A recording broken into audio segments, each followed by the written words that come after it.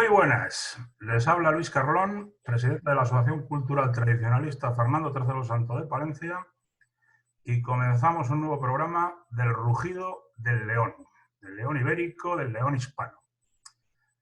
Hoy, a modo de tertulia entrevista, contaremos pues con un viejo amigo, con Guillermo Rocafort, conocido tertuliano, brillante divulgador de historia, además economista, escritor, antiguo legionario y bueno, pues y muchas cosas más, la verdad. Guillermo, ¿cómo estamos? ¿Cómo llevas todo este lío de la pandemia y del encierro en casa y demás?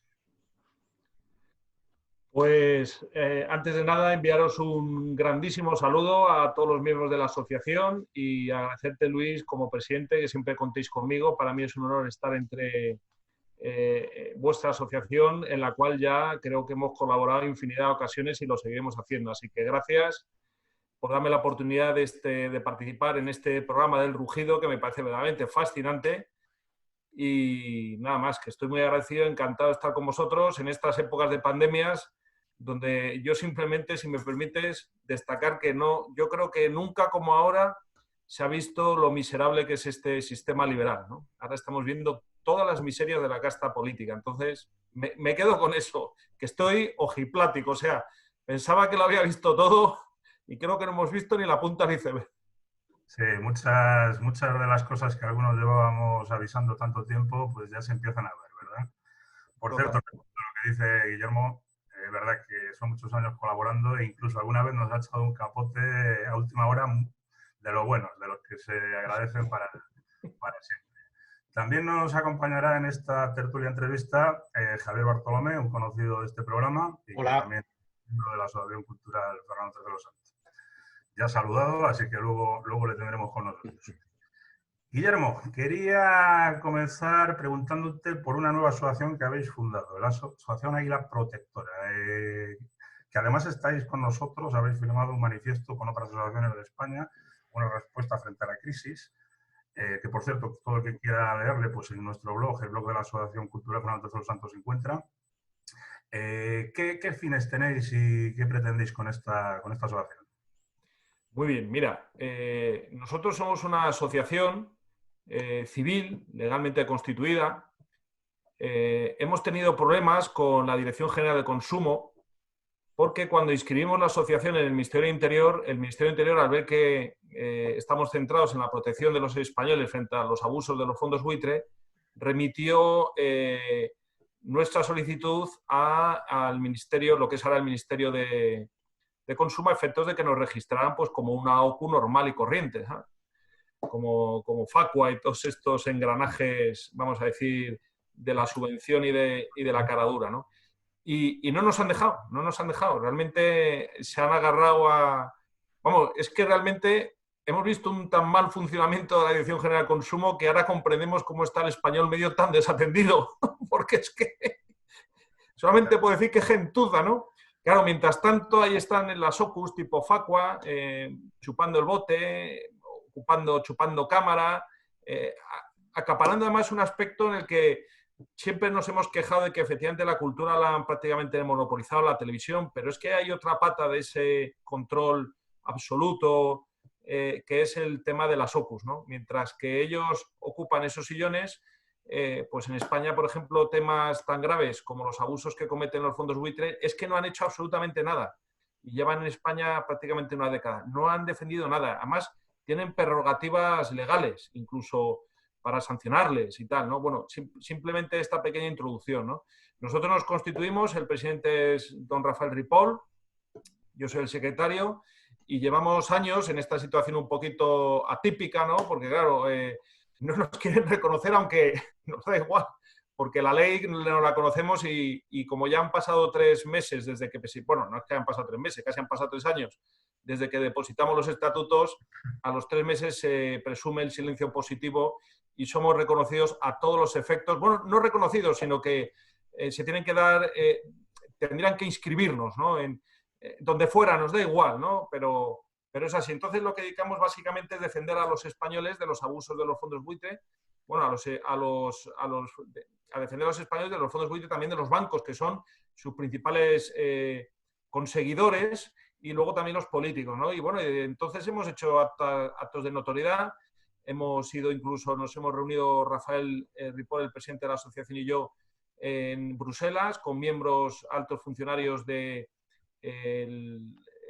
digamos, la comisión de la competencia, que no ha servido, por otro lado, para nada efectivo, sino simplemente para constatar que España en particular y Europa en general es pasto de los fondos buitre, ¿no? Y mientras tanto intentamos, pues, adherirnos, tenemos una visión, digamos, integradora con otras asociaciones patrióticas, como por ejemplo la vuestra, cada uno en su lugar, con la independencia de nuestros propios estatutos fundacionales, porque somos asociaciones legalmente constituidas, mientras no nos pongan al margen de la ley, en el sentido de que hemos visto que ese manifiesto es muy, muy interesante, es muy apropiado, y de luego nos hemos adherido como una OCU que nos consideramos de hecho de la defensa de los españoles patriotas de cara a los abusos de los fondos buitre. No, pues creo que lo que dices es muy interesante, porque seguramente muchas personas no saben que podéis ayudarles. Y sí, sí. tengo una pequeña reflexión con esto del asociacionismo. Creo que las únicas asociaciones en España que están aquí no para pedir, sino para dar, son las asociaciones patrióticas, como siempre. El resto son chiringuitos del sistema y solo funcionas, como tú bien has explicado, con carné del partido de turno, ¿no? Hablando de los fondos buitres, tú has escrito un par de libros al respecto, Fondos buitre, Manual de Resistencia y Malas prácticas de los fondos buitre en España. Explica con pocas palabras, pero para que se entienda bien, qué son exactamente los fondos buitres y cómo nos afectan a los españoles. Muy bien. Yo lo primero que tendría que decir es que agradecer la asociación vuestra de Fernando III el Santo de Palencia. Fuisteis los primeros que me invitasteis a presentar Manual de Autodefensa, y luego creo que también presenté el segundo libro, ¿no? O sea, esto para que la gente tome nota de las asociaciones patrióticas, digamos, la proyección que tienen, ¿no? He estado también en Cantabria con la asociación Alfonso I, he estado con la asociación 1487 creo que es de Málaga, he estado también, 87, ¿no? 1487, sí. Correcto. He estado también con el Centro Social Nacional Salamanca, he estado con asociaciones de índole patriótico, ¿no? He estado también en Valencia Forum, que ha suscrito ese manifiesto, estoy pendiente de ir a Cataluña, es decir, a mí yo he ido allí donde me han solicitado, pero curiosamente solamente me piden que vaya a las asociaciones patrióticas, ¿no? Estoy esperando a que el bobo de Facua algún día me invite a su garito, lo cual creo que no tengo muchas posibilidades. Pero bueno, entrando, como dice...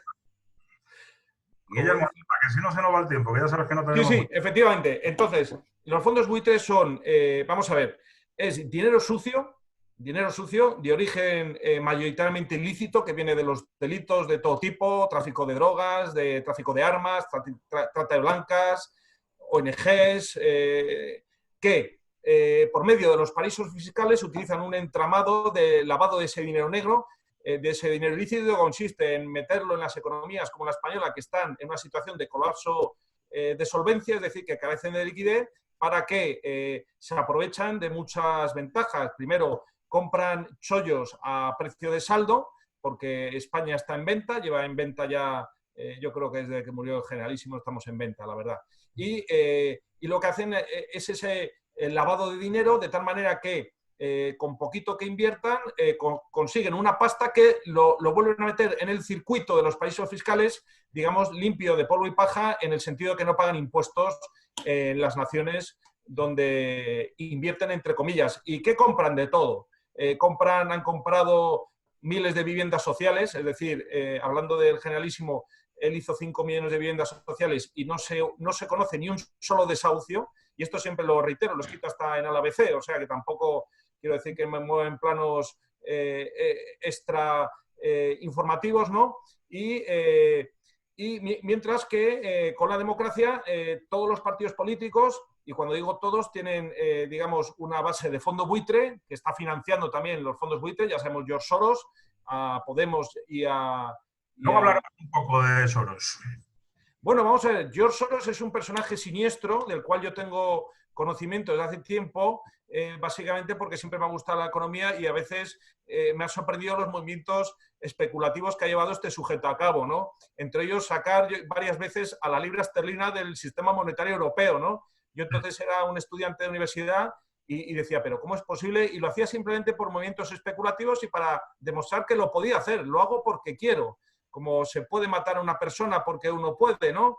Lo que yo no entiendo es cómo el Reino Unido, en vez de haber hecho, como ha hecho históricamente con los que han atacado digamos, a su nación, colgarle de la Torre de Londres, lo que le han hecho es encumbrarle y regalarle la City, ¿no? Lo cual yo creo que le estaba dando un pulso a ciertas resistencias que había entonces, digamos, dentro del gobierno británico. Es un tío que se dedica... Bueno, la última noticia que tengo de este sujeto de Les Nables, que se ha tenido una reunión virtual, como la que estamos teniendo nosotros, con el presidente de Argentina y le ha ofrecido como mediador frente al Fondo Monetario Internacional para darle un respiro financiero a cambio de la implantación allí a la fuerza del aborto, de la ideología de género y de atacar al padre de familia. O sea, es que realmente, bueno, y ya que vamos a decir, de las que se sepa 8 reuniones que ha tenido con Pedro Sánchez y de las cuales queda constancia la fotografía de la reunión que tuvo con Josep María Borrell, del cual yo tengo, digamos, la intuición de que ahí le contagió el coronavirus. Yo creo que la cepa y el sujeto cero es George Soros, ¿eh? De verdad lo digo, pero tanto a nivel financiero como de epidemia.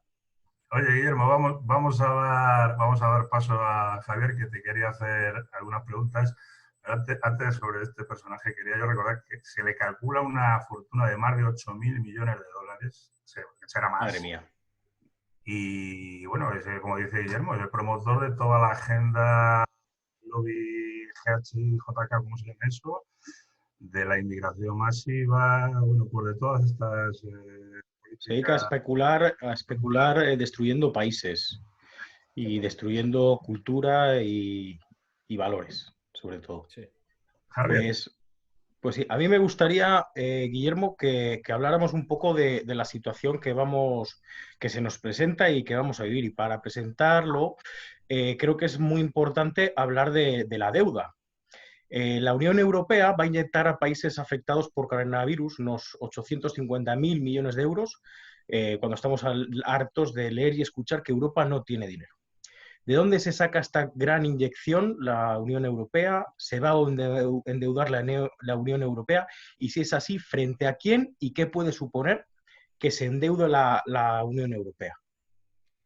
Bueno, vamos a ver, aquí se ha planteado, hay varias cuestiones. Se planteó el tema de los coronabonos, que es una especie de mutualización de todas las deudas de las naciones, España e Italia. Lo que pasa es que ahora Alemania, yo creo con razón, ha dicho que no se puede mutualizar una deuda que pertenece a un Estado soberano. Ahí han estado sobre todo Pedro Sánchez y toda la extrema izquierda diciendo que, bueno, que qué insolidarias Alemania y Holanda, pues yo no creo que sean insolidarias, yo creo que hacen muy bien, más que nada porque ya han dicho de determinados medios alemanes que cuando de esa manera lo que se estaría es financiando directamente a la mafia italiana, porque ya sabemos que el dinero que llega a Italia va mucho de él a parar a la mafia, es una realidad. Ya sabemos la mafia cuándo volvió, cuándo fue erradicada y cuándo volvió a Italia. Y tampoco lo vamos a decir, pues es un tema muy, muy tabú, ¿no? Pero la mafia manda en Italia. Y en España, pues igual, no quieren que siga habiendo este despilfarro con respecto a los partidos políticos que son la mafia española. Así que reconocerlo y más que ahora lo estamos... No tanto como ahora, o sea, quiero decir, ahora es cuando nos estamos dando especialmente una visión de qué mafias son hasta el punto de cómo han gestionado el coronavirus. Pero bueno, volviendo al tema de dónde sale el dinero, vamos a ver, esto realmente es un misterio, porque realmente las grandes finanzas al final son como un juego de trileros, ¿no? En el cual, bueno, pues cogen el dinero de aquí, cogen el dinero de allá.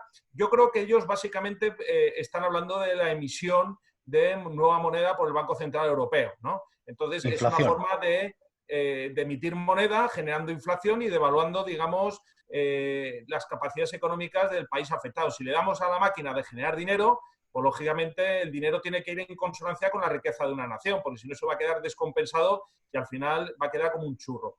Es decir, el proyecto que hay mismo por parte de la Unión Europea, a mí me parece que todos son fuegos de artificio. Se habló aquí en España, como son bobos los políticos, utilizan soflamas. Se ha hablado de los pactos de la Moncloa, del New Deal, de qué más sandeces se ha dicho, de un plan Marshall. O sea, como ellos venden una cosa y luego ya se olvidan porque han sacado una rentabilidad económica de un humo que han vendido. Por parte de Europa, pues yo creo que no lo deben tener del todo claro. Lo que yo sí te digo es que con respecto al crack de Español del 2012, el rescate financiero, bueno, pues ahí sí que hubo, digamos, un múltiple ayuda, en teoría, pero habrá que ver hasta qué punto, porque realmente por parte del Fondo Monetario Internacional, porque lo que se está hablando de España es que de aquí a poco va a haber un rescate. De hecho, en Italia han dicho que ya no tienen dinero para pagar las pensiones del mes de julio. O sea, el panorama es desolador. Entonces, en un escenario de rescate, pues España es, como dicen los british, too big to fall, demasiado grande para caer, porque arrastraríamos a todo el sistema capitalista, que es un sistema piramidal. ¿Quiénes entrarían? Pues entrarían la troika comunitaria, entraría el Fondo Monetario Internacional, o sea, por parte del organismo mundial, que es el que regula los préstamos, y por parte también de la Unión Europea, que es quienes han puesto la pasta para el rescate financiero de España en el 2012. Un rescate financiero que todavía está pendiente de devolver, que va a ser, y además, curiosamente, yo tengo el documento porque lo localicé en la página web de la Comisión Europea, que fijaros cómo son estos políticos, porque esto ya me dejó a mí consternado, en el sentido de que sabéis que allí en la Unión Europea se traducen los documentos a varios idiomas. Pues bien, siendo un documento de ayuda financiera a España, que es el documento más importante, porque estamos hablando de importes, yo creo que rondan los 70.000 millones de euros, se decía expresamente que España renunciaba a que se emitiera ese documento en el idioma español. Y se emitió en inglés, de tal manera que pues nosotros estamos con el Merlos Place y mientras tanto hay un documento que habla de un dinero que hay que devolver, porque es un dinero que hay que devolver y que realmente no conocemos las condiciones. Es decir, se haga lo que se haga, va a ser malo para España, no vamos a conocer las condiciones y en última instancia va a ir acompañado por la entrada de todo este tipo de fondos buitre. Pero vamos, el otro día, hablando con un amigo en el extranjero, le dije que tiene contactos en fondos de inversión, le dije, habla con ellos porque, vamos a ver, si España va a ser objeto de saqueo, mejor que haya una subasta, ¿no? Porque así a lo mejor hasta conseguimos mejor precio. En España lo que se hacen son adjudicaciones directas. Pues bien, que entren fondos de inversiones de otros países potencialmente amigos que realmente quieran invertir en España y no saquearnos como los fondos de inversión, perdón, los fondos buitre angloamericanos, ¿no? Claro. Bueno, yo he escrito una cita, no sé si puedes estar de acuerdo con ella, es: las grandes fortunas encaminan las políticas de los países. Los Rothschild, George Soros, Banco Central Europeo, Banco Mundial, ¿de qué forma pueden influir en los gobiernos y qué tienen que ver con la deuda? A lo mejor nos puedes explicar y a lo mejor tal vez hasta incluso darnos algún ejemplo concreto con datos. Bueno, en el caso de, por ejemplo, Argentina, que es un país que está al borde del default, es decir, del impago, allí está George Soros ofreciendo su ayuda, el endeudarse a cambio de ¿qué? Pues de esa resistencia, vamos a decir, patrióticas y tradicionales en Argentina que se tengan que rendir. Parece mentira que eso lo haga de la mano del partido peronista, que es un partido que en sus orígenes pues tenía una visión, vamos a decir, anticapitalista en el buen sentido de la palabra, ¿no? Ahí tenemos un claro ejemplo. George Soros va de alguna forma intermediando, va orientando, va dirigiendo y va imponiendo sus condiciones. Bueno, hace poco ha salido que un fondo buitre se quiere quedar con el calcio italiano, ofreciendo 100 millones de euros, que es menos de lo que pagó el Atleti por Joao Félix. ¿Por qué? Porque el calcio italiano ahora mismo está en un estado de colapso financiero y por menos de lo que cuesta un crack, el fichaje de un crack, ahora se van a quedar, un fondo buitre, Blackstone, se va a quedar con los derechos televisivos del calcio italiano. O sea, esto lo digo para que el señor Tebas sepa lo que le espera. Bueno, a lo que voy. El tema del endeudamiento es un tema que desde el final de la Segunda Guerra Mundial, donde lucharon las naciones que defendían el trabajo contra las que defendían el capital y ganaron estas últimas, no hay que olvidarlo, es un tema recurrente que lleva ya camino de llevar a un siglo. En el caso hispanoamericano llevamos 2 siglos, porque las naciones hispanoamericanas se financiaron para la emancipación con el oro inglés. Desde entonces son vasallos de los ingleses. Eso lo tengo yo escrito y republicado e investigado además con datos. ¿A qué voy? precisamente esta Semana Santa de confinamiento me ha venido una especie de inspiración divina y he podido escribir un artículo que me ha publicado el Diestro sobre cómo se gestionaban las deudas en el Antiguo y en el Nuevo Testamento. ¿Qué significa eso? Pues que en el Antiguo Testamento existían las condonaciones de deudas. Cada 7 años era el año sabático y la devolución de los bienes embargados a su antiguo propietario cada 50, que es el año del jubileo. Es decir, había un reseteo por mandato divino de justicia social, de tal manera que, bueno, la gente podría volver a vivir, ¿no? En el momento presente... España también condonó una deuda a Estados Unidos recientemente. ¿Quién? Por la guerra de independencia, si no me equivoco. ¿Quién condona a quién, perdona? Estados Unidos España a Estados Unidos por la guerra de la independencia. Ah, sí, pues... Pero sería un dinero que les prestamos nosotros, supongo, ¿no? Claro, así es. Pues mira, la verdad es que cuando se creó esa nación o cuando se emancipó España tenía metido ahí 2 bases militares. ¿Y qué es lo que habrían hecho los estadounidenses? Pero a lo que voy, digamos, en la propia doctrina católica está la base del tratamiento de cómo luchar contra el endeudamiento. Yo he leído intensamente esta Semana Santa el Antiguo y el Nuevo Testamento, he escrito este artículo y es un mandato divino, o sea, es una cuestión de justicia social. De hecho, además, la época de mayor endeudamiento y de mayor vicio moral y en todos los niveles son la época de mayores desgracias en el Antiguo y en el Nuevo Testamento. Por lo tanto, ¿cómo luchar contra Soros? Pues Soros es el mal, pues luchar con el bien. O sea, yo no tengo que inventarme ninguna doctrina. La doctrina está en los santos evangelios. Hay que investigarla. Es una pena que la Iglesia, me refiero a la jerarquía, en vez de estar al origen del problema, que es esté en los cuidados paliativos, que es dar de comer a los pobres. Cuando, digamos, si se fijaran en los grandes profetas del Antiguo Testamento, se darían cuenta de los alegatos que hacían en ese sentido. Pero ya sabemos, hoy en día la Iglesia está por la crucecita a la X y hacer el caldo gordo a la extrema izquierda. Entonces, en ese sentido, es una vuelta a la tradición y es una vuelta a un régimen de inspiración católica, española, cristiana de toda la vida, donde además se defienda al débil, ¿no? Que es de lo que se trata, ¿no? Al que lo necesite, ¿verdad? Correcto. Me gustaría hacerte una última pregunta, si me permite, Luis, que creo que es bastante importante. Tenemos 2 grandes crisis en 13 años o menos, que han dejado temblando la economía de los países, han empobrecido a los más pobres y han enriquecido al 1%, 1 de cada 100 de ricos. Llega que cuando falta una pata del banco el sistema se cae totalmente. En España tocó en 2007 con el ladrillo y veremos cómo nos va a ir ahora con la hostelería y turismo, que bueno, son el 15% del PIB en 2019, por ejemplo. ¿Es fiable este sistema? ¿Debemos seguir confiando en él? ¿Y qué otras opciones podría haber? ¿Y desde dónde se tendrían que partir esas opciones?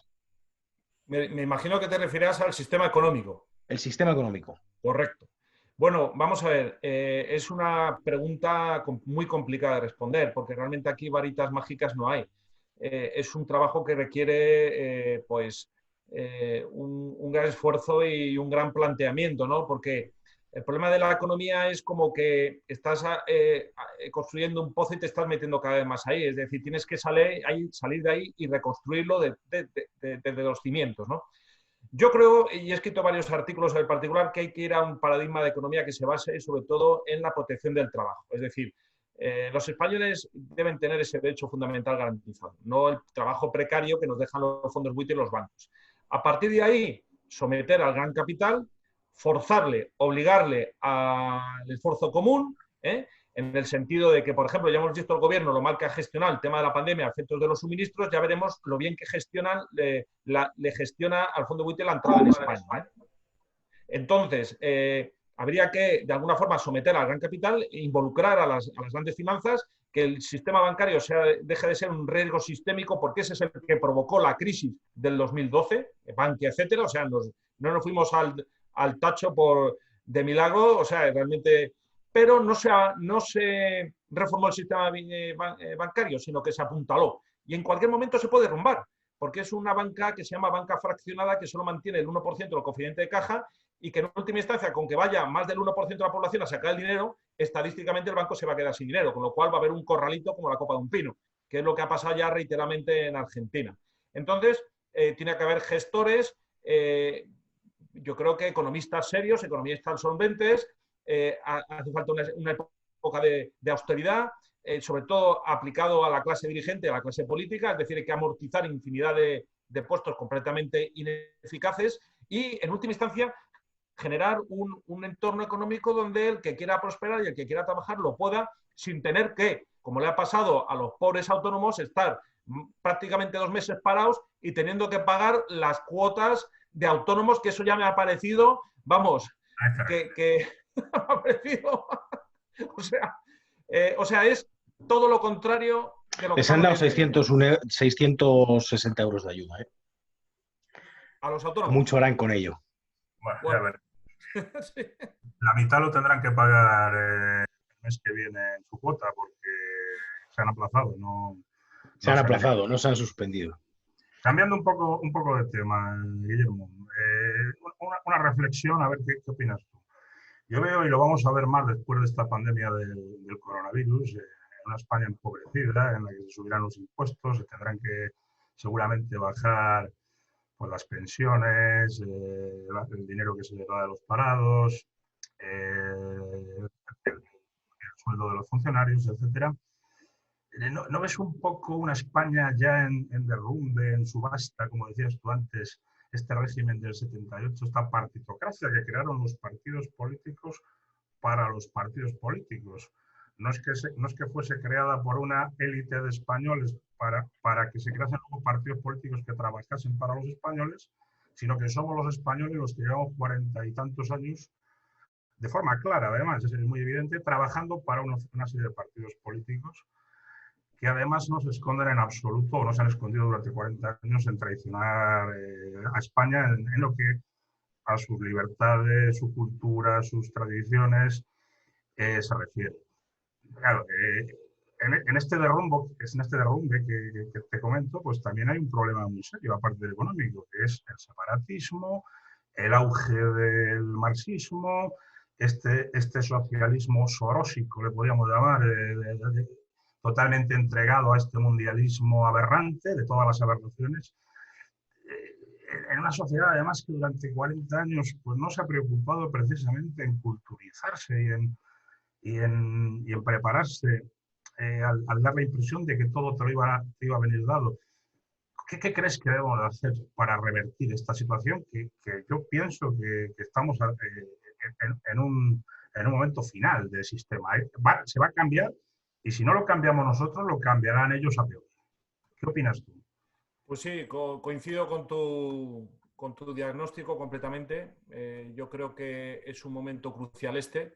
De ahí la importancia de ese manifiesto, que entiendo que es un manifiesto de lo más razonable. No dice nada más que bondades y objetivos que cualquier persona sensata suscribiría en momentos presentes. Y entonces...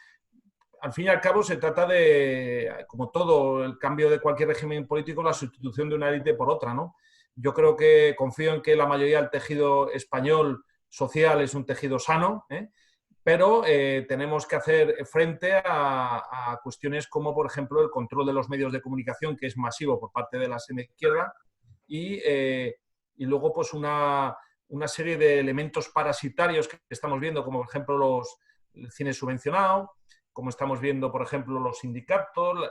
También debemos hablar de los que se están lucrando, las asociaciones patronales, los de la sociedad SICAP, es decir, la élite, ¿no? De un ovillo perfectamente ensamblado, pero que empieza a hacer aguas por todos los lados. Absolutamente. Ya no hay dinero para todos. No va a haber dinero, seguimos endeudándonos a raíz de lo que comentaba Javier. El endeudamiento español actualmente está en torno a un 130%, oficialmente es un 100%, pero hay que sumar los riesgos fiscales. Pero claro, ahora mismo la expectativa es que nos podemos colocar en un 200 fácilmente. Claro, ¿qué te iba a decir, Guillermo? Un 100 era ayer, veremos qué es mañana, ¿no? Nada, o sea, el problema, y lo mencionamos el otro día vamos a ver, el problema es que, por ejemplo, los que han suscrito, las naciones más endeudadas, que son Japón e Italia, quienes han suscrito esa deuda son italianos, empresas y italianos. El problema es que España estamos endeudados frente a naciones tan peculiares, por decirlo de alguna manera, como por ejemplo Qatar, Arabia Saudí y China. Con lo cual, al final, lo dice el Antiguo Testamento, vamos a ser rehenes de nuestras deudas y porque no hemos sido capaces de... Esa deuda muchas veces la gente no entiende por qué se crean luego, se permite la creación de mezquitas, por qué se hace que la inmigración mayoritaria que entre en España sea la musulmana y no la de origen cristiano, como era anteriormente. Pues todo eso tiene que ver con esa deuda que tenemos, o con que esté esto lleno de chinos pagando impuestos probablemente mucho menores que los comerciantes españoles, pero todo eso tiene que ver con esa deuda que hemos pedido por culpa del despilfarramiento de nuestros políticos. Muchas veces son detalles que la gente no se da cuenta, pero que están totalmente enlazados. No sé qué opinas tú. Absolutamente, absolutamente.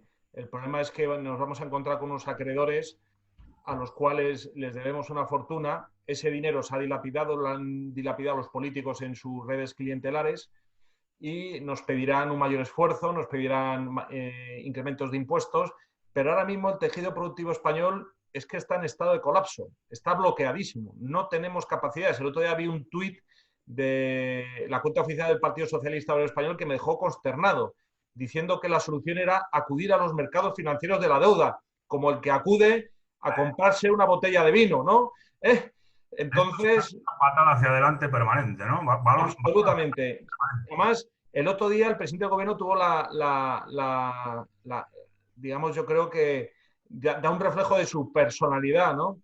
Cuando dijo que las generaciones futuras comprenderán que las actuales hayan tenido que pedirles su sacrificio. Digo, pero ¿quién eres tú para decir eso? ¿Les has preguntado? Es decir, las generaciones venideras nos pedirán cuentas a nosotros, o mejor dicho, a los que mandaban, de cómo es posible que les dieran esa hipoteca. Porque, por ejemplo, eso lo hablamos el otro día en el programa con el Baños, hay naciones que tienen lo que se llaman los fondos soberanos, como Noruega, China, Rusia, que tienen huchas económicas, tienen una deuda muy baja, tienen huchas que tienen fuera de sus países y que hacen disposición de ellos cuando los necesitan. De hecho, ahora mismo lo están usando esa hucha, ¿no? ¿Qué hucha tiene España? La hucha de las pensiones, esa parida que se inventó Aznar y que todavía oigo en radios ultraliberales, la hucha de Aznar. Digo, no podemos vivir de la hucha de Aznar, eso es un invento de ese partido PP. Tenemos que hablar de que, y luego, esta es otra cuestión que también le ha escrito, tenemos que conocer quiénes son los titulares de nuestra deuda pública. No hay información al respecto. Quiero saber, tenemos una intuición, pero si, por ejemplo, como pasa en Argentina, los principales acreedores son fondos buitre, yo me niego a reconocer una deuda ilegítima. ¿Por qué? Porque yo no sé de dónde ha salido ese dinero. Lo mismo ha salido de España como salió el dinero de la corrupción de Pujol y del PP y del PSOE, y ha sido utilizado por los fondos buitre para endeudarnos aún más. Entonces, ese dinero yo no reconozco esa deuda, no la reconozco, porque aparte no es un Estado que me puede imponer nada, es un ente, es una asociación ilícita, realmente viene de países fiscales y hasta que no me justifique quiénes son sus inversores, los fondos buitre deberían decir quiénes son sus inversores, porque son lo que se llama private equity, es decir, sociedades privadas cerradas, de tal manera que desconocemos quién está detrás. Sabemos que en el caso de los Pujol, pues era el dinero que sacaron a través de Andorra y el Partido Popular. Bueno, ¿y qué vamos a decir de Juan Carlos, el rey emérito, y sus donaciones y varias? ¿Por qué no vuelve todo ese dinero a España y podemos cancelar la deuda? Porque en última instancia, al final, nos van a depredar a lo poco que queda aquí. Mira, Guillermo, se nos va acabando el tiempo y esto es que es para hablar más programas que lo seguiremos haciendo si te parece bien. Por supuesto. Claro, yo te iba a haber preguntado qué te parecía la gestión del gobierno de la crisis, pero bueno, no te lo voy a preguntar primero porque ya sé tu respuesta y la sabemos todos, ¿no? Si quieres decir alguna cosita a lo mejor, pero vamos, al respecto. Muy brevemente, que estamos, como ha dicho una ministra, en la élite, en la Champions League de la gestión de la pandemia. Hay que tomarse una broma, es una broma desagradable y sí. además que nos va a costar muy caro. Sí. Lo que nos viene es miseria, pobreza y probablemente violencia. Pues sí. pero que no nos falta el sentido del humor. Javier, ¿algún detallito que te quede pendiente de preguntarle a Guillermo? Sí, bueno, muy brevemente. Antes has hablado, Guillermo, de paraísos fiscales. Cuando